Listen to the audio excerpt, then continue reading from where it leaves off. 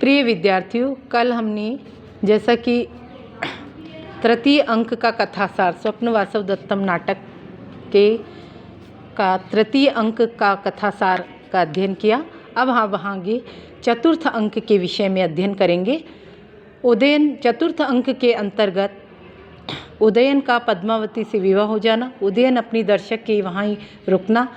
एक दिन पद्मावती अवंतिका तथा दासी प्रमद वन में जाती है और प्रमद वन में जाते ही खिले हुए शेफालिका के पुष्पों को देखकर वह प्रसन्न होती है और दासी को फूल तोड़ने के लिए मना कर देती। खिले हुए हरसिंगार के पुष्पों से वह आर्यपुत्र का श्रृंगार करना चाहती है। पद्मावती परस्पर वार्ता में उदयन के प्रति असीम अनुराग प्रकट करती। इसी समय राजा तथा विदूषक आते हैं। अवंतिका पर पुरुष दर्शन नहीं करती, वह सभी माधवी लता मंडप में छिप जाती है। विदूषक तथा उदयन इधर उधर देखकर पद्मावती के यहाँ आकर वापस चले जाते हैं। अतः वापस आने की प्रतीक्षा करते हुए वह शिलापट्ट पर बैठ जाते हैं। विदूषक एकांत देखकर उदयन से पूछता है कि आप वासवदत्ता तथा पद्मावती में से किसे चाहते हैं। बार बार हट करने पर उदयन कह देता है, यद्यपि पद्मावती मुझे प्रिय है, परंतु वासवदत्त को भुला नहीं पा रहा हूँ।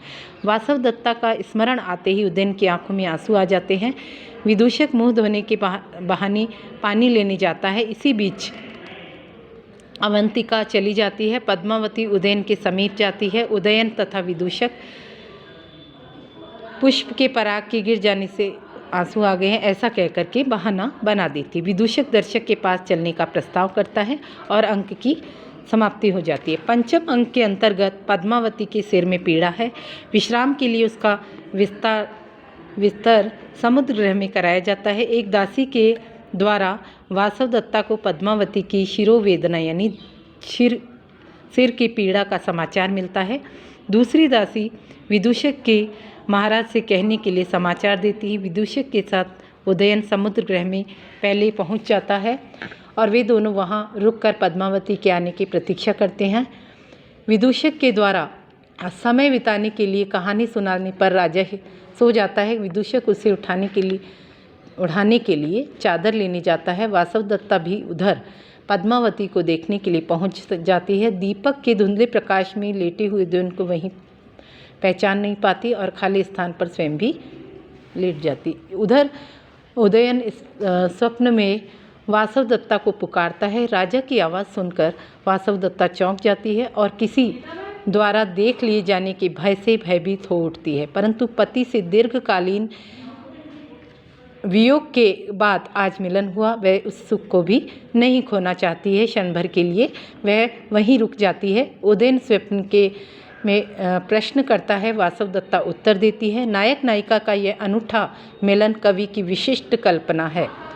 विलंब हो जाने के भय से वासवदत्ता जाने को उत्सुक होती है, परंतु राजा के शैया के नीचे लटके हुए हाथ को ऊपर रखने के लिए रुक जाती है। वह प्रीतिपूर्वक धीमे से हाथ को ऊपर दबाती है। हाथ के स्पर्श से राजा जाग जाता है। वासवदत्ता घबरा कर शीघ्रता से निकल जाती है। वासवदत्ता को निकलती हुई राजा देख लेता है, किंतु नींद ठीक से न खुलने के कारण दीवार से टकरा कर रुक जाती है। इसी समय विदूषक वापस आ जाता है। राजा उसे वासवदत्ता के जीवित होने का समाचार देता है, परंतु विदूषक प्रबल तर्कों से उसे मिथ्या सिद्ध कर देता है और कंचुकी आनुनी पर आक्रमण के लिए की गई पूर्ण तैयारी की सूचना देता है। इसी के साथ अंक की समाप्ति होती है। अब अंतिम अंक षष्ठ अंक के अंतर्गत उदयन के आरुणी पर विजय पाकर अपना राज्य वापस ले लिया गया है। तब पत्नी पद्मावती के साथ वह अपनी राजधानी कौशाम्बी आ गया है।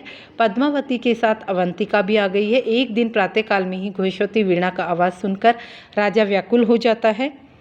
रक्षकों द्वारा घोषवती धारक व्यक्ति से वीणा लेकर राजा को दे देती है। वह वीणा को देखकर वासवदत्ता की याद में व्याकुल हो जाता है। इसी समय उज्जैनी से कंचुकी तथा वासवदत्ता की आ जाते हैं और पद्मावती के साथ उदयन सशंकित मन से उनसे भेंट करता है। कंचुकी तथा ठाय वासवदत्ता की मृत्यु पर दुख प्रकट करते हैं। राज्य की पुनः प्राप्ति के कारण हर्ष व्यक्त करते हैं कि दोनों महाराज महासेन तथा महारानी अंगारवती का संदेश राजा को सुनाते हैं तथा चित्रलिखित उदयन वासवदत्ता परिणय की तस्वीर देते हैं। चित्र में वासवदत्ता को देखकर पद्मावती उसे पहचान लेती है और कहती है वासवदत्ता जैसी वह महल में रहती है। राजा उसे सुनकर बुलवाता है परंतु उसे विश्वास नहीं होता कि वासवदत्ता जीवित है। इसी समय ब्राह्मण वेशधारी यौगनधारण प्रवेश करता है। वह पद्मावती से अपनी धरोहर रखी हुई जीवित पाकर उस वासवदत्ता को जीवित पाकर उज्जैनी देने के लिए वह स्वयं पद्मावती को भी ले जाता है। इस प्रकार से नाटक की समाप्ति होती है।